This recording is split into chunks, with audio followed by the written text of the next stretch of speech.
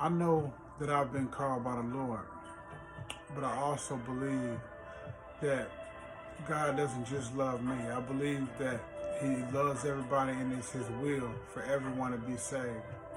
So I do believe that everybody has been contacted, everybody has been called by God.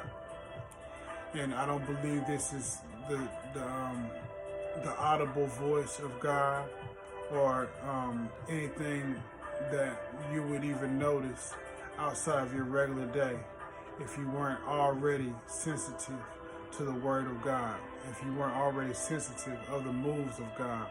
And the way that He calls us is usually through pain. He usually calls us through somebody speaking to us, or just sometimes He'll call us through coincidence, what we think is a coincidence. But knowing that God is sovereign and is in control of every little detail, you can't really call anything a coincidence. Things happen for a reason, and they all fit into God's plan. 1 Samuel 3. Now the boy Samuel ministered to the Lord before Eli, and the word of the Lord was rare in those days. There was no widespread revelation. I want to stop there for a second because I think this is important. There's a lot of people nowadays that say, in the Old Testament and all through the Bible, there were so many miracles and God was just talking to everybody left and right. But we see right here that the word of the Lord was rare in those days, and there was no widespread revelation. So what we're going through now is not anything new. You have to remember, through the times of the Old Testament and the New Testament, there's thousands of years of time difference. So it's not new for there to be long periods of times, even thousands of years, where hearing from God was very rare. And revelation, there was none at all at this time. And this is in the Old Testament.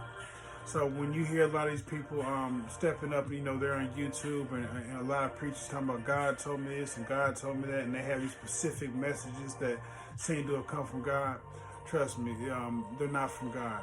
God is not giving people specific word messages. He's not talking to people in that kind of way. If He does, it's for very important reasons. It's not going to be to tell you that you have a blessing coming around the corner, or that you're about to have a lot of money or something like that. The type of things that these people are telling you are completely an abomination to the Lord and to the way that God works. It's just simply not the way He works. And the more you read the Bible, the more you come up to an understanding of this.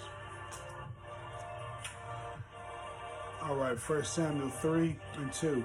And it came to pass at that time, while Eli was laying down in his place, and when his eyes had begun to grow so dim that he could not see, and before the lamp of God went out in the tabernacle of the Lord, where the ark of God was, and while Samuel was laying down, the Lord called Samuel, and he answered, Here I am. So he ran to Eli and said, Here I am, for you called me.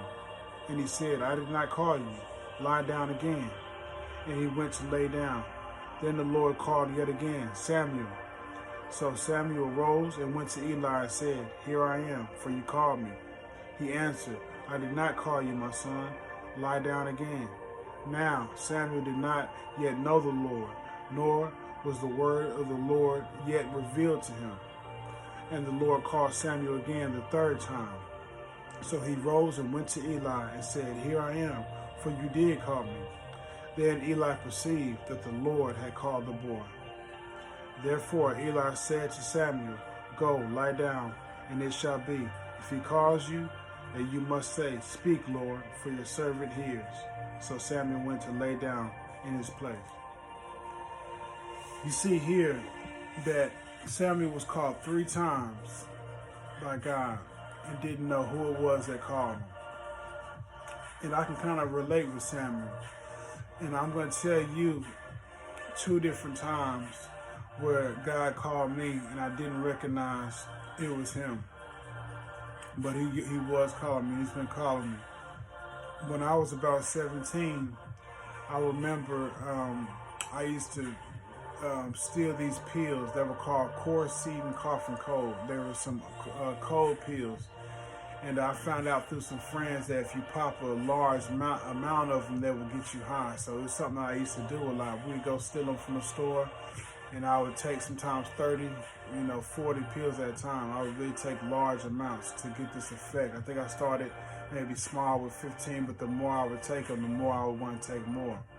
And I remember riding in the back seat with some of my friends, and I took maybe 35, 40 of them. It was one of the times I took a lot. And one of the effects of the drugs would be kind of just like a drunk feeling. You get kind of wild, but I never remember falling asleep on them. And I don't even remember falling asleep this time, but I do remember that I was just out, and I don't remember it creeping up on me or getting sleepy, but I just remember being out. And then all of a sudden in the back seat, I woke up like like I got scared, like it was an abrupt awakening. So I remember just waking up, and I don't remember falling asleep, but I remember waking up, and it was nighttime, but we were stopped at a stoplight, and when I woke up, it's like my heart kind of jutted, and I woke up quickly, and when I looked up through the window, because I was leaning back, I saw a cross because we were by a church. And I remember I just kind of, played it off as coincidence and tried to rationalize it and left it alone. But it always stuck out in my mind. I always remember seeing that cross when I woke up, and I always thought like, it didn't feel like a regular sleep. It almost felt like I had went out for a second. It was real crazy. And then a second time, I remember when I was in prison. I don't know if you can read the words in my hand, but it says Jesus saves. And I actually got these tattoos in prison, and this was before I was a believer. I didn't believe in Jesus. You're probably wondering, like, why would I get Jesus saves on me before I even believed in Jesus? Well, when I got kicked out the military, I ended up being in California, and I committed a robbery. And I did a robbery, and I did a year, and I had 4 years probation. I ended up running off on. But after this, I came back to Houston, and maybe about 5 months after living in Houston, I did another robbery, and I went to jail, and I was being sentenced. And when I was going to court, before my sentencing, actually, I was going to court, and the first 2 times I went to court, they offered me 15 years. The first time they offered me 15 years, I was devastated. I was crying. I was calling everybody on the phone, And then I went to court again, and they offered the same 15 years. And it was just very hard for me to take, and I kind of was just getting ready because I felt like, okay, well, it looks like they're not coming down from this. This is going to be the type of time I'm going to be getting somewhere at least close to this. And then I talked to somebody that was in the dorm with me. He was an older guy, and he was a Christian. But I used to play chess with him, and we would sit and play chess, and I told him about my case. And after I told him about my case, he was like, they can't, he figured out that they couldn't use my robbery from California against me, and this is what was making my time be so high, because they were using my robbery from California as evidence in this case also. So my court-appointed lawyer, I guess he just, didn't know about this or didn't care. But this guy, he actually went and did his own research and had his lawyer pull up some papers. And as he got these papers, he put them in a manila envelope and left them in my cell on my desk. And so one day I came back from eating, and I went upstairs, and I saw sitting on my desk, and he wrote the words "Jesus saves" on them. So I grabbed him. I kind of looked through them, but didn't really read much. But I gave them to my lawyer. And when I gave them to my lawyer, they went down all the way from 15 years to about 6 years because of those papers. And then I didn't accept the 8 years. And then the next court date, they went down all the way to 4 years. And my lawyer told me, I better take this one because it's not going to get much better. And I did. I took the full, and I didn't serve the full for I did about three and a half, But I remembered with this Christian guy that gave me this envelope that said these words, Jesus saves. And while I was in prison during my time, I decided to get it tattooed on me. So here again was Jesus, was God calling me, but I once again rationalized it to this person. First time I rationalized it to coincidence. Second time I rationalized it to a person. The third time he called me, I had an overdose on drugs, and there was no denying it. I was having some kind of heart attack, or my heart was being seized some kind of way.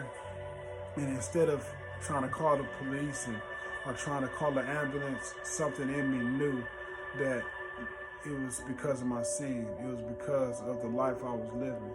And instead of finding a hospital, I literally ran to a church. And it just happened to be a Sunday. And it was hours before the church was supposed to open. But the youth pastor just happened to be pulling up. Maybe 5 minutes after I had got there, I had fell on my knees and I was repenting because there was a cross in front of the church. And he came out and prayed for me, and my heart slowed down. And I tried to leave, and I thought maybe it was just a coincidence. I tried to rationalize it again, but it started back up, and I had to run back to the church, and I had to stay for the service.